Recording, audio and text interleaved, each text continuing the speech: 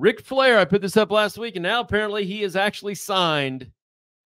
Ric Flair is All Elite. It don't get any better than going to All Elite Wrestling where you don't have to do anything and get paid a whole bunch of money from Tony Khan. And he's selling his beverage, right?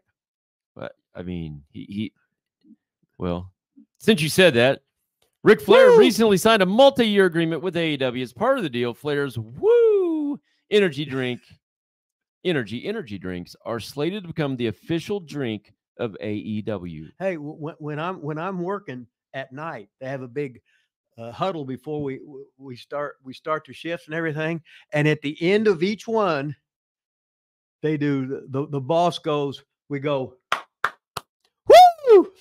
Yeah. So we got that from Flair, but hell, it might be Tony Khan's official thing now. He's paying for it. But I can just see Tony. I can see him all wound up with the Nature Boy. That'd be awesome. I can just see Flair chopping the shit out of him. And Tony be going, woo! Awesome. So do they give you Woo Energy drinks at your work? No. They need that. They need that. We'll have to do a special petition or something like that. So any other thoughts about, you think he will wrestle again in AEW? Oh, hell yeah.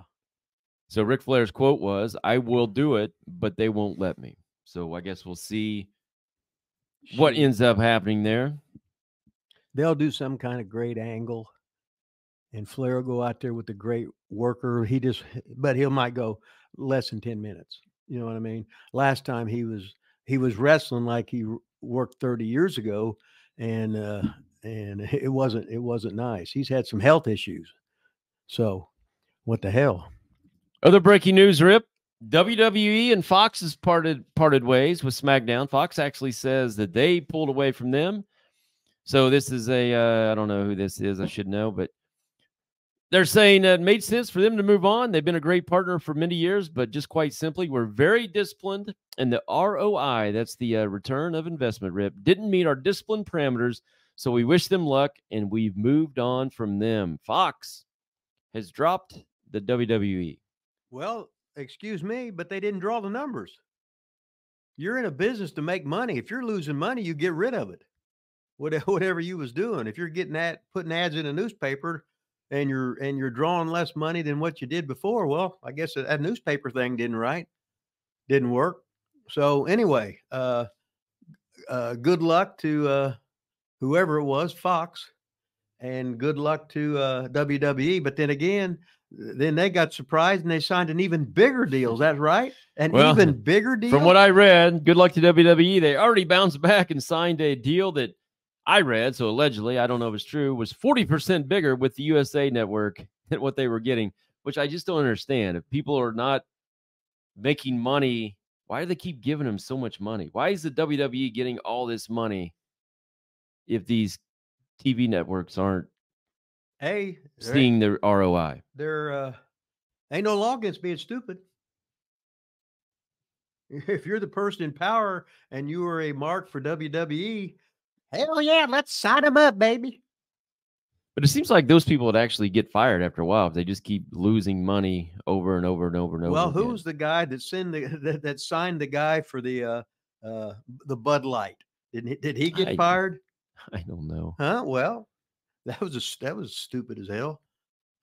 Well, we're talking wrestling right now. We're talking the WWE going back to USA Network for a lot more money than supposedly they were getting, which I don't know, just kind of blows my mind.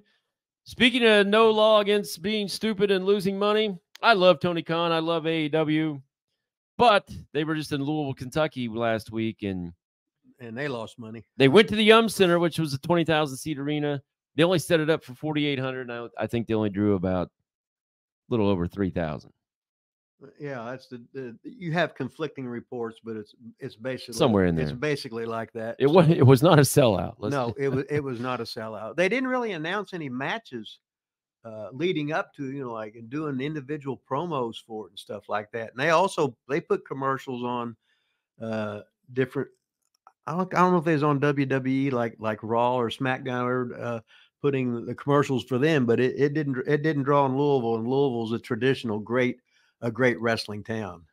whenever WWE comes there, it's always packed. I've got an idea how they can start selling those buildings out, though, Rip. And that idea comes on our show in about 15 minutes.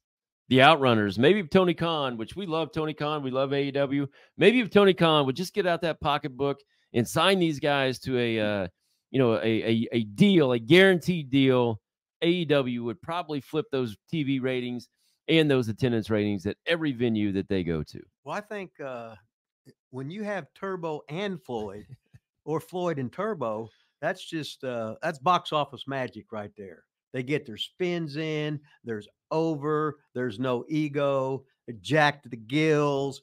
Randy's been shaving his head a little bit at the top to give it the illusion of being thin like my hair and Donald Trump's, because he's like a presidential candidate and everything. He's just pointing out that he's mature. Maturity is what it's all about. Now, but I can just see Randy sort of looking left, looking right, grabbing one of Flair's Woo drinks and just going whoo and just drinking it right there on 8. That ought to be his thing. He ought to come out, the Out and Runners, Turbo and Floyd ought to come out each time and be, instead of Steve Austin drinking beer, they're out drinking whoo, whoo. Then they toss them to the fans and porting each other.